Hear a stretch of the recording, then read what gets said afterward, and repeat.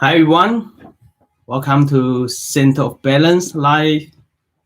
I'm Szenan-Balance from Center of Balance, the acupuncturist. Right, today we're going to talk about what are the risk factors for stable angina. Okay, I'm gonna share a watch party on Facebook. So if you're here, please say hello. Hi, Veronica, how are you? Good morning. Nice to be with you too. So if you're on YouTube, please say hello too and give me a thumbs up. And please share this video, share this live video with your friend, family who suffer from angina. Thank you very much. Now, hi Eric, how are you?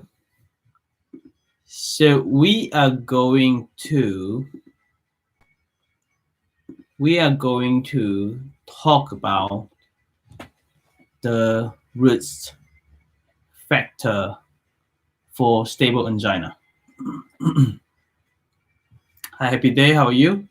So now we know the cause of stable angina, we know the symptom of stable angina, right? Now we want to know what sort of people will suffer from stable angina. So if you have the following, which I'm gonna name out one by one, conditions, then you are on risk for stable angina. Okay, number one, being overweight. Now, what causes overweight? Lack of exercise and eating a lot of junk, right?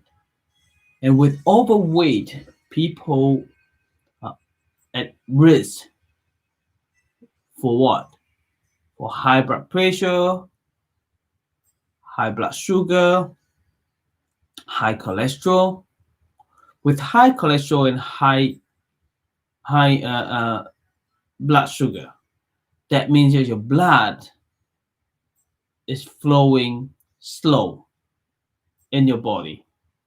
And when your blood flowing slowly, that means that your heart, somehow, if you exercise,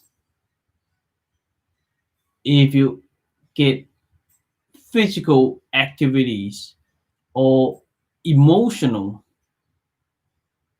you get angry, all those things, then your heart will pump harder, and it needs much more blood flow to supply to the heart for oxygen. Then when this happens, then you wouldn't get enough oxygen to your blood. Then that's why it happened with stable angina. All right. So we talk about stable angina is the trigger is when you exercise and when you get emotional, and that normally happen. What are the others?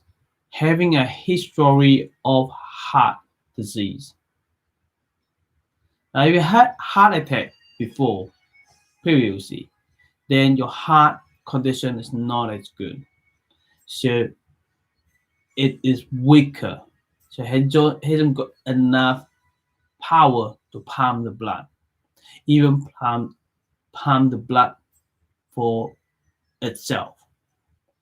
So yes, if you suffer from heart disease previously, then you may get angina. So what sort of heart disease would be? Let's name a few. Coronary artery disease, right? And or heart infection. Heart infection. Now, what else? Well, some people are not overweight, but some people are overweight. Although with overweight or without overweight, you may suffer from high cholesterol. Yes, high cholesterol is one of the main factor, one of the main risk factor for angina. Again, that's because we know the high cholesterol when in the body is when in the blood when there are a lot of fat or high cholesterol, and it'll become plaque. And the plaque means that it can narrow the artery. So the artery was that big, but it built plaque around that. It built plaque around it. This is how big is it gonna be, right? So it built plaque like this and build, and you can't see the hole is narrower. Okay. All right, and that happened with angina because less blood flow supply to the heart. That we're talking about the artery that is supplying the blood flow to heart, and the heart keep pumping, and it need oxygen from the blood, but it couldn't because of it hasn't got enough blood flow, right? Like if you're using one nose to breathe, and that's pretty okay at the moment, but if you close your nose like this, or even less, you'll find wow, difficult to breathe. Yeah, you need more breathing because you're narrowing the hole in here of the nose. Similar, you get lack of oxygen. Lack of oxygen go into your body, then you start feel uncomfortable, and that is actually totally the same idea of heart getting less oxygen, right? And high blood pressure. And what causes? We talked about high blood pressure before. High blood pressure is a symptom. It's not a disease, but there are a lot of other things can cause high blood pressure. High cholesterol is one of the big things that causing high blood pressure, right? Yeah. So when blood pressure is high, which means your artery spasm. With artery spasm and more pressure in the artery, so which means it narrows the artery as well, right? It's the same thing. Anything that narrows the artery, then it may cause angina. Having diabetes. Now, anything that will increase the thickness in your blood. Anything will increase thickness in your blood, which means it increase the thickness in the blood, and it decrease the flow of the artery, blood flow of the artery. Then that cause stable angina because that will cause less supply of the blood to the heart. Okay, does that make sense? Yeah, this is how you link together. So you don't have to memorize this very hard for this. You know, those factors you need to know how to link together. Smoking, that's another one. Smoking. Why would smoking cause stable angina? Because smoking it causes less oxygen into your lung. Have you ever seen the smoking lung? The smoking lung is so black, it's so dirty. When it's so dirty, will you get enough oxygen? No. The lung is so dirty, and all the dirty chemicals stuff from the smoking will go to your blood, and that causes the blood more thicker as well. A lot of chemicals thing in it, and anything that increase the thickness in your blood, it slow down your blood flow. Once it slow down your blood flow, then it's not going to supply the full blood flow that it was for your heart, for your entire body. And that's what is causing stable angina. Not exercise enough, right? If you're not exercising, which means you're not training your heart to pump properly, right? So exercising, which is good, and because you're training your heart and your entire body muscle to contract properly and harder, right? If you're not exercise in general, which means you're very easy to develop overweight, high blood pressure, high cholesterol, blood sugar, and with those, you're not exercising, you sit there and eat, and put you on weight. You gain weight easily. Okay. Now, apart from being overweight, having a history of heart disease, having high cholesterol, high blood sugar, high blood pressure, smoking, not exercise, and there are others too, like having large meal, or you eat too much, put you on weight, of course, you know. And high cholesterol from the diabetes is all from eating too much. One of the big reasons. Then excessive physical workout. Now, one is not exercising. The other one is too much exercise, overuse, over exercise. Because exercise it requires more blood to the entire body, and the heart need to pump harder. When heart pump harder, the muscle of the blood need more blood flow for itself. Does it make sense? So it's more difficult.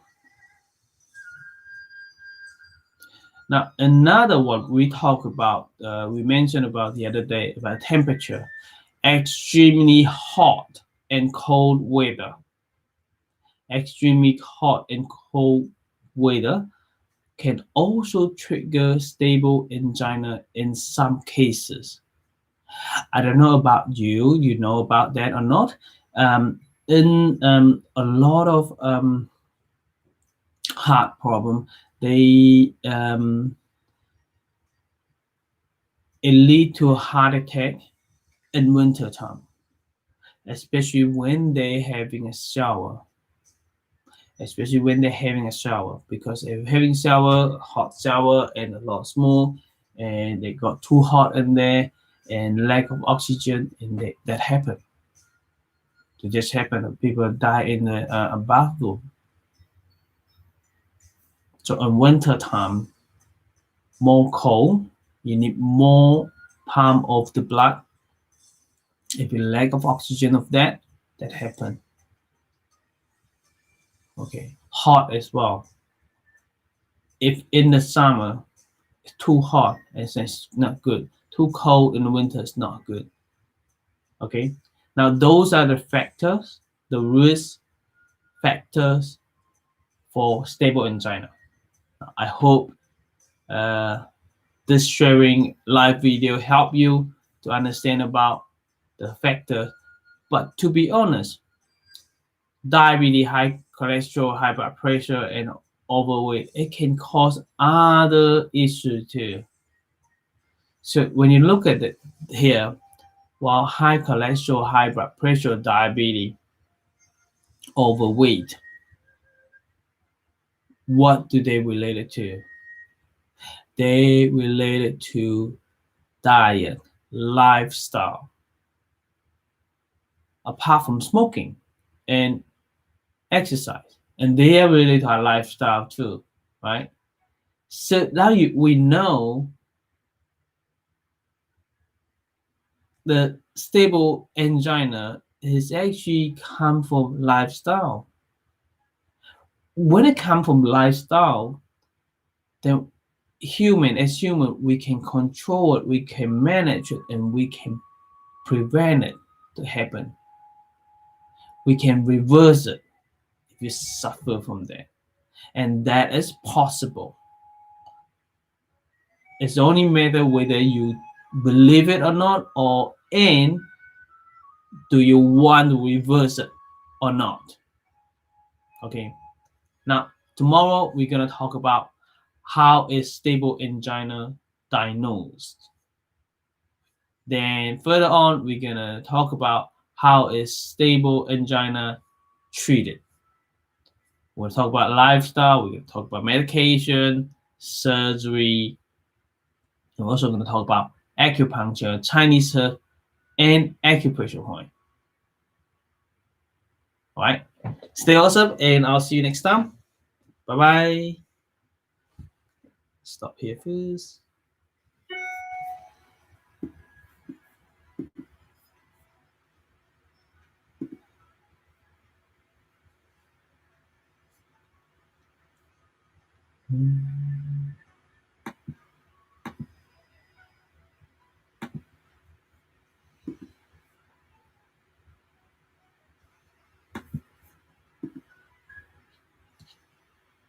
Let's turn it on, turn it off one by one.